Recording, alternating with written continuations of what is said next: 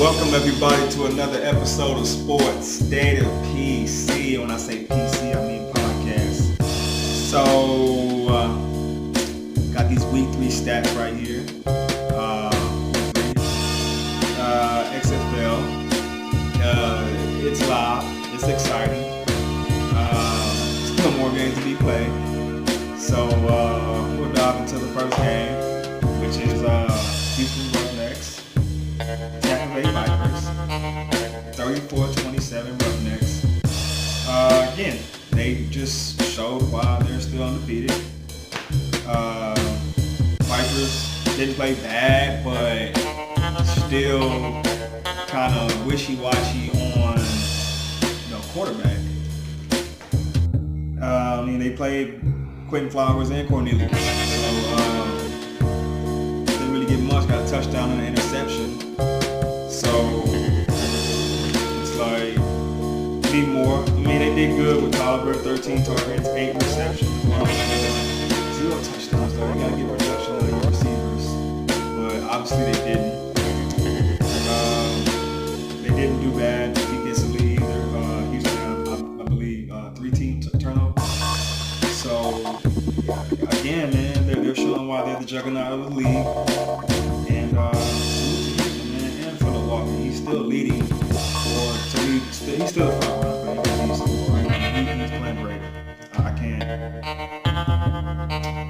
really say much about it. Next game we got though is the Dallas Renegades at the Seattle Dragons. Renegades get out of this one 24-12, and I'm hearing that at this game is where they really played to what I guess their true potential. Watched the game, thought it was okay. They did take a better step forward. I thought Andrew Jones looked a little more comfortable, but not as comfortable as I think he really should be, but he's getting there. 24-12. Dragons again had a good home field advantage. A lot of fans came to see the teams play. Like I said, and teams, if I must say, I'm seeing fans out there, folks. Just to let you guys know, I'm seeing a lot of people go to these games. So that's good, man. Shout out to the fans that love them some XFL. Cameron Artis-Payne had 13 attempts, 80 yards, 0 touchdowns. They fed the ball to Lance Dunbar a couple times. Landry had 30 completions, 41 attempts. Yeah, that's not bad. It was about 73%. 274, 3 touchdowns, 2 interceptions. Again, he had one of those games last game where he had, I believe, 3 interceptions, 3 TDs and 2 interceptions. Excuse me. And Parham was again the leading receiver. Had 7 receptions for 101, 2 touchdowns. This guy, like I said, is 6'8". On the Seattle Dragons side, I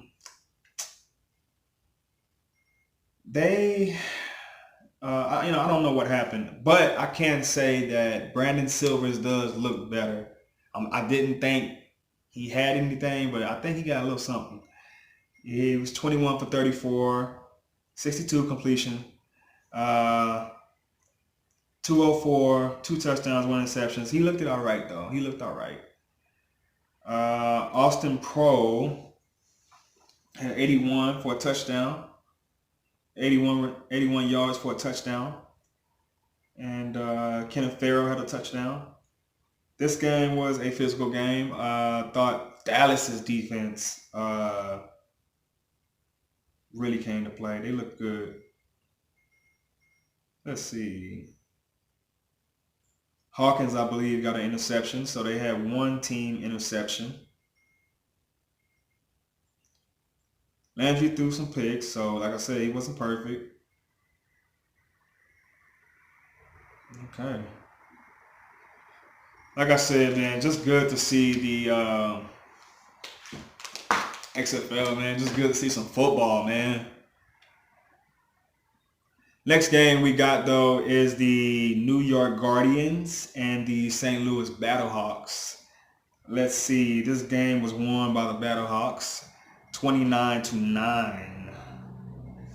Um, this was a very good defensive game for the Battlehawks.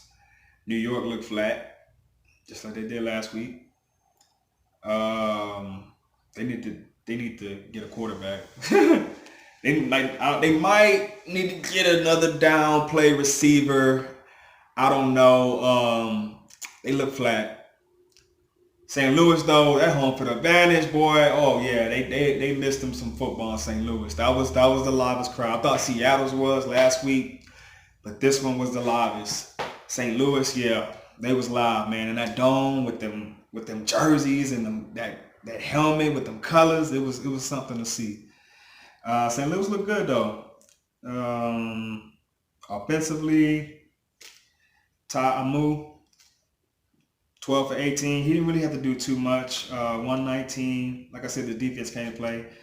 He had 0 TDs, 0 interceptions. He didn't really start too much in this one. So he just had to sit back and just kind of play his role because his defense came to play on this one. They really did. Receiving, again, Pearsonell, Riley, Russell had about 3 targets apiece. No receiving touchdowns. The running the game, Matt Jones had 95 yards for a touchdown, not bad. Christian Michael had a touchdown, not bad. So the running game, like I said, he didn't have to do much. When your running game's helping you out, you ain't gotta do much. New York Guardians just look flat, man. They had to play like 3 freaking quarterbacks in one game. So going forward, it's gonna be interesting to see what they do. The best thing I guess they got going for them was their running game. They got 50 yards apiece from Tim Cook and Darius Victor. No touchdowns. You got to get some production. You got to get some production, man. Overall, like I said, man, defense came to play, bro. Like, how many interceptions they got? 1? Okay. Robinson? Okay. I like to go by how many interceptions because it just shows how active the defense is and who's out there flying around. So if you get a game and you got 3 interceptions, that plus a couple sacks, your defense was just live that game, and that happens. Then there's time when your defense is just flat. But overall, man, like I really like the environment in St. Louis. It was good to see. And our last game, folks, is the DC Defenders and the Los Angeles Wildcats. This game was 39-9. Their defense came to play. LA's. They look good. They look good. Their defense came to play. Let's see. I'm gonna start with their defense. Matter of fact, had 2 team interceptions. Oh no! I'm sorry. I forgot. They had 4 team interceptions. And shout out to my boy Arion Springs, man. Velt product. Got him an interception in the game, man. Not bad, Brody. I likes that. Oh yeah, I likes that. Defense came to play, man. Defense came to play. If I want to add sacks, I can. Looks like they got 3 team sacks and 4 team interceptions. That is amazing, bro. That defense is out there flying around. The defenders, look, the first 2 weeks of the season, you would have thought they was right. But, hey, it's a long season, man. Hey, everybody, come on now. Fooled you. They looked flat. Defense, looked flat. Offense was, I would say it's okay. But Cardale Jones, man, he was looking good up until this game.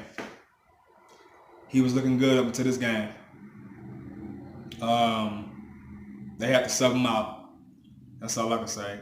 He had 13 completions, 26 attempts, 50% completion percentage, 103 yards, 4 interceptions. That's when he had to yank him.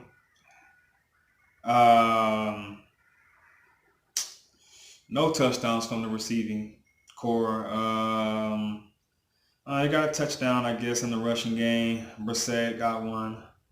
I mean, they ran the ball pretty well. They had three backs go over 50 yards rushing. So, but rushing, matter of fact, on the LA Wildcats, man, Carter had about 2 touchdowns. And they were magnificent touchdowns because he pounded his way into the end zone. And then he also did a front flip into the end zone. Now, that's live. LA came to play in this game, man. Like, there was no stopping them. They had 3 rushing touchdowns total.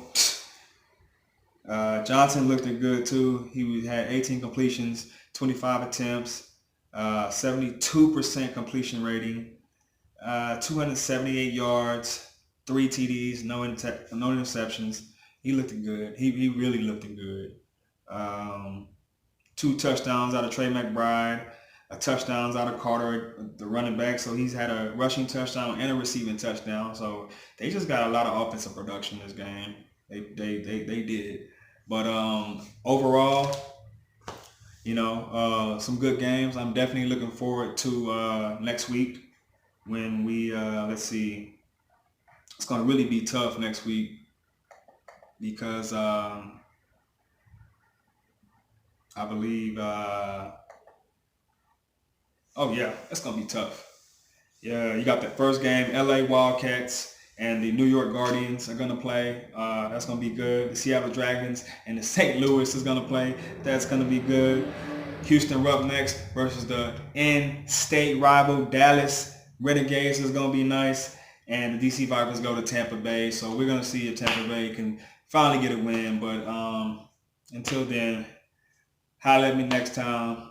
Subscribe. As always, it's your boy Reese, Sports Data PC. Let's go.